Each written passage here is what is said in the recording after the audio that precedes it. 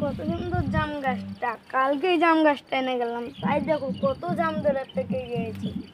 জাম তো সেই দেখা যাচ্ছে। দেখা যাচ্ছে। সুন্দর হয়েছে জাম। কিরে ভাই, এটা কি করছিস? এই জাম গাছটা দেখছি। এটা জাম গাছ? হ্যাঁ, কালকে এনে গেছি, তাই জাম ধরে পেকে গিয়েছে। এটা কোন জায়গা থেকে এনেছিস? বাংলাদেশ থেকে এনেছি। কয় টাকা নিয়েছে? 220 টাকা। কি বলছিস? কালকে গেছিস আজকে? হ্যাঁ। দেখি একটা খেয়ে দেখি কেমন লাগে।